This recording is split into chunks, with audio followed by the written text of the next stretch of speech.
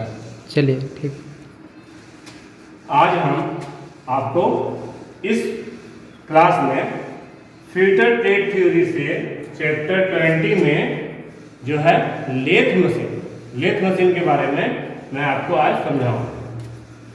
मतलब आज का टॉपिक जो है वो लेथ मशीन है।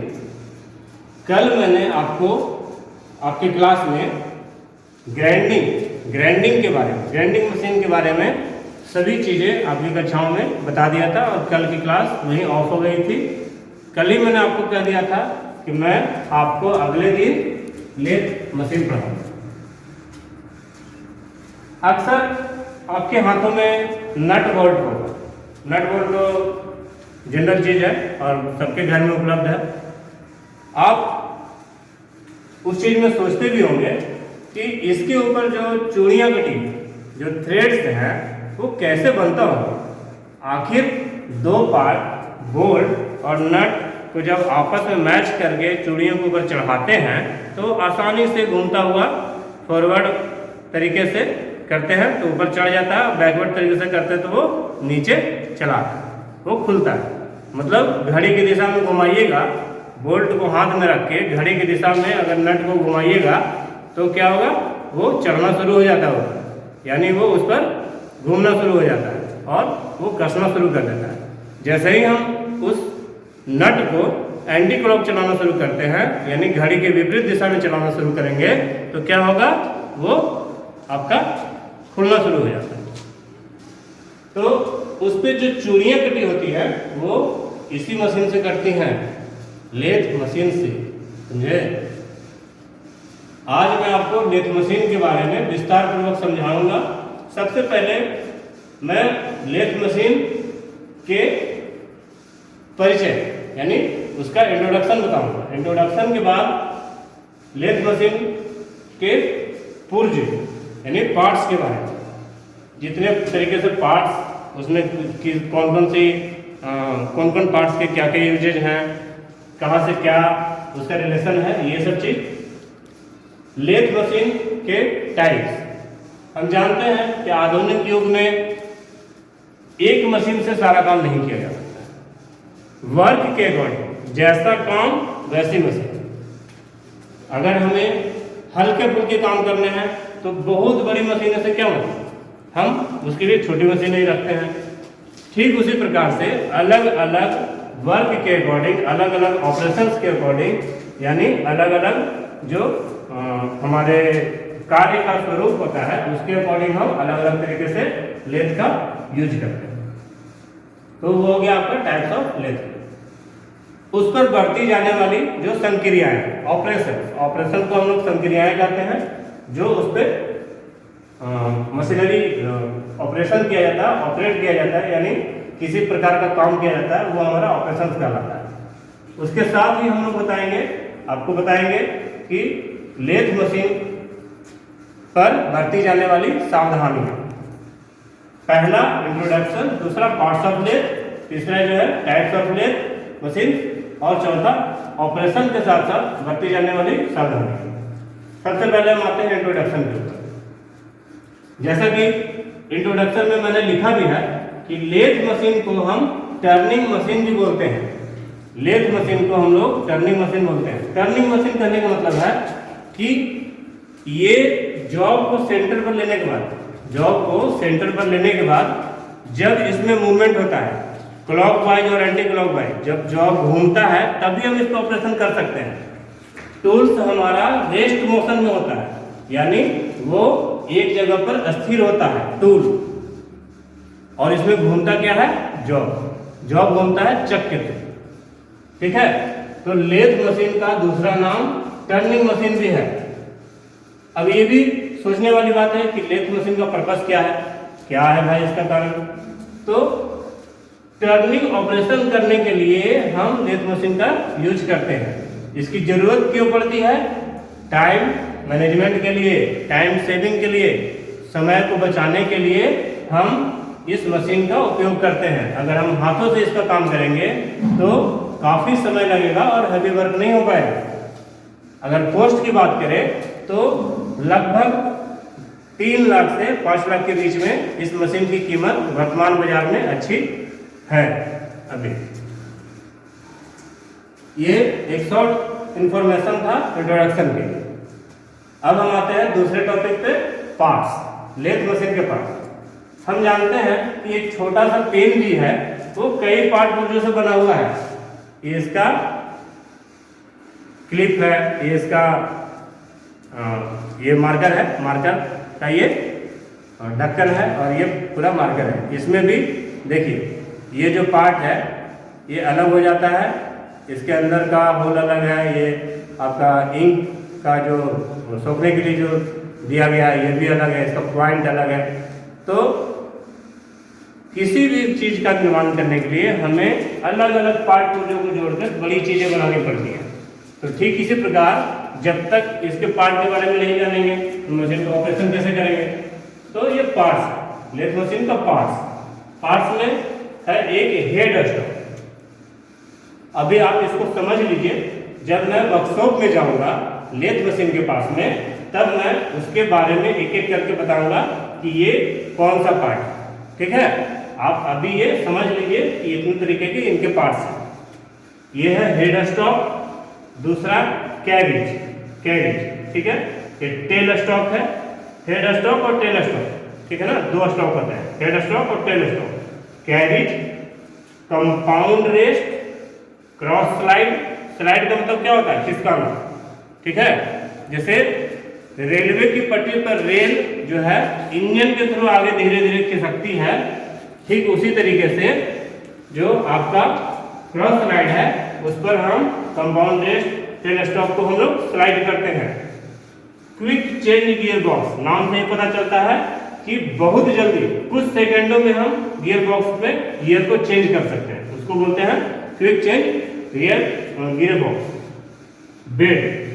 बेड का इस्तेमाल हम लोग क्यों करते हैं, रेस्ट करने के लिए, मतलब उस पर टिकने के लिए, सोने के लिए, बैठने के लिए, यानी उसके ऊपर हम बैठ सकते हैं, सो सकते हैं, यानी हम अपने शरीर को उस पर रख सकते हैं। ठीक है, तो इसमें जो पार्ट्स हैं वो कहाँ रहते हैं, मशीन के बेड पे, ठीक है ना, लेथ मशीन के बेड पे। टूल पोस्ट का मतलब क्या होता है, पोस्ट का मतलब होता है पर, ठीक है। तो जहां पर हम लोग टूल को रखते हैं ऑपरेशंस करने के लिए, लाइफ सेंटर के पास में टूल पोस्ट होता है, टूल पोस्ट पर हम लोग जैसे जैसे ऑपरेशंस हम लोग करते हैं उसी तरीके का टूल्स जो है उसमें हम लोग टाइट कर देते हैं और उसी से हम लोग काम लेते हैं। एप्रन, ठीक है, हमारे पास 9 लेथ के पार्ट्स हैं। फिर चलते हैं सी टाइप में, टाइप ऑफ लेथ मशीन। ठीक है, लेथ मशीन अलग अलग यूज के हिसाब से, अलग अलग पर्पस के हिसाब से हमारे लेथ मशीन भी अलग अलग है। पहला लेथ मशीन है आपका बेंच लेथ, ठीक है, बेंच लेथ सबसे छोटी मशीन होती है, बेंच लेथ जो नॉर्मली हम लोग यूज करते हैं। स्पीड लेथ, इसका नाम है स्पीड लेथ, यानी ये अपनी स्पीड के हिसाब से चलती है, यानी कहें तो इस पर हम प्रोडक्शन का काम निकाल सकते हैं, यानी कम समय में अधिक ज्यादा उत्पादन कर सकते हैं। इंजन लेथ जिसमें हम लोग इंजन का यूज करके और मोटर का यूज करके हम इस लेथ को चलाते हैं। टूल रूम लेथ, सबसे इंपॉर्टेंट जो लेथ मशीन है वो टूल रूम लेथ है। टूल रूम लेथ में हम अलग अलग प्रीसियस वर्किंग, ठीक है ना, प्रीसियस वर्किंग का यूज करते हैं, मतलब माइक्रोन टाइप का, माइक्रोमीटर और वर्नियर से के नजदीकी आंकड़े को प्राप्त करने के लिए हम लोग टूल रूम लेथ का इस्तेमाल करते हैं।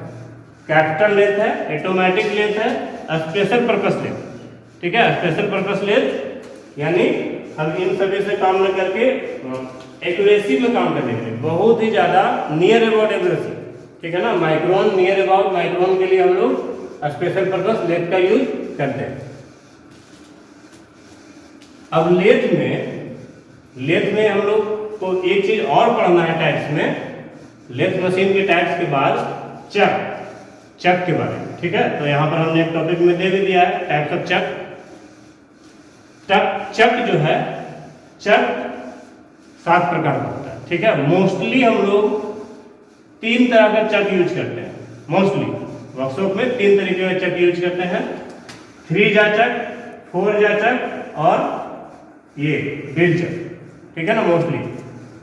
बाकी जो है अलग अलग जगहों पे यूज होते हैं, हम उनके बारे में बताएंगे आपको। 3 जा चक जो है 3 जा यूनिवर्सल चक बोलते हैं, ठीक है।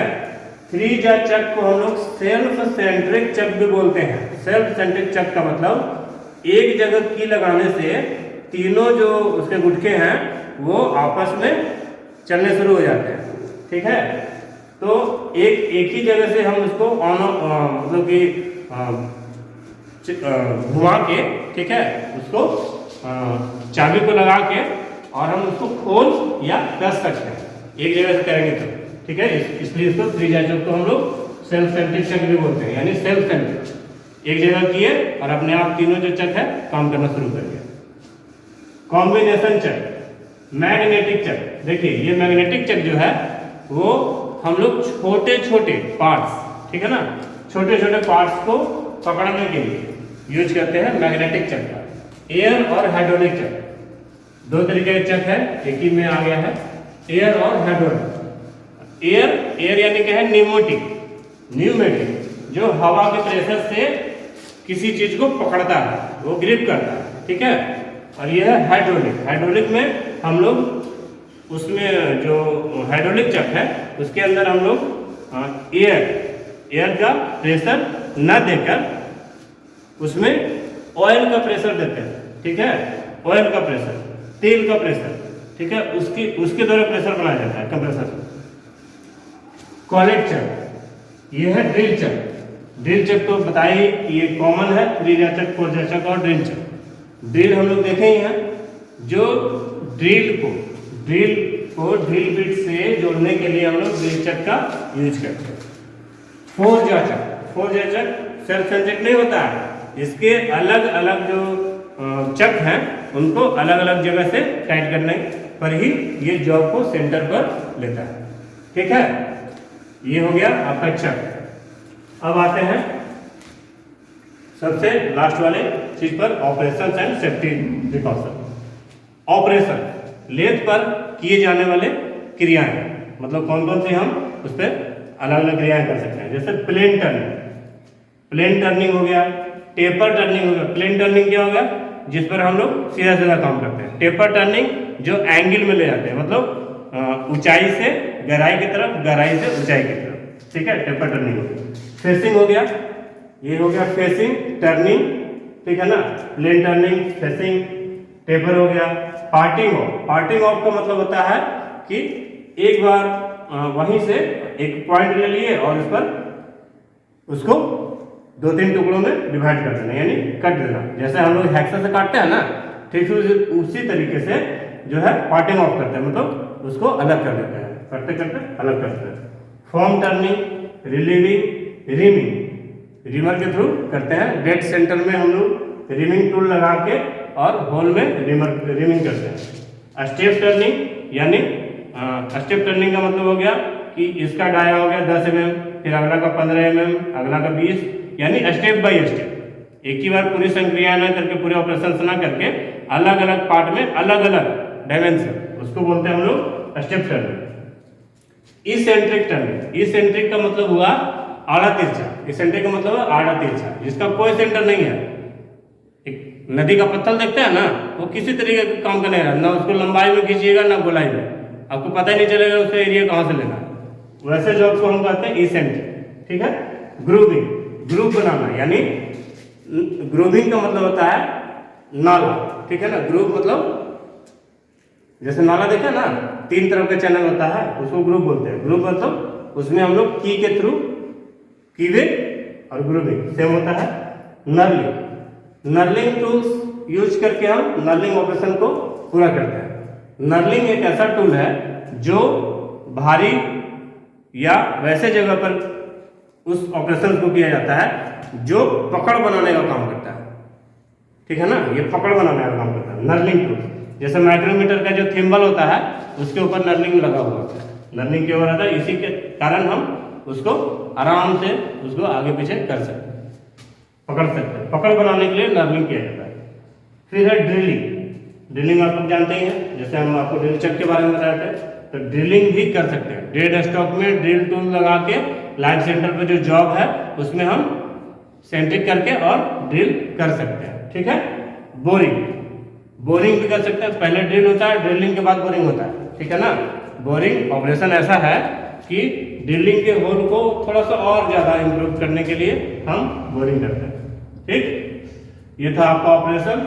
इसमें हम बताया आपको लेथ मशीन का इंट्रोडक्शन, लेथ मशीन के पार्ट्स के बारे में, लेथ मशीन के टाइप्स के बारे में। हम अभी ऑपरेशन बताए हैं, सेफ्टी बचा। सेफ्टी लास्ट में कहने के लिए तो सेफ्टी लास्ट में है, लेकिन सेफ्टी वर्कशॉप में पहले। ठीक है ना। इंट्रोडक्शन में क्लास प्रोग्राम में हम सेफ्टी सबसे पीछे बताते हैं, लेकिन वर्कशॉप में जाते समय सबसे पहले सेफ्टी होना चाहिए। ठीक है। सेफ्टी प्रिकॉशन मतलब बरतने वाली सावधानी। सबसे पहला सेफ्टी है चलती हुई लेथ मशीन पर, चलती हुई लेथ मशीन पर स्पीड को कम या ज्यादा नहीं करना चाहिए।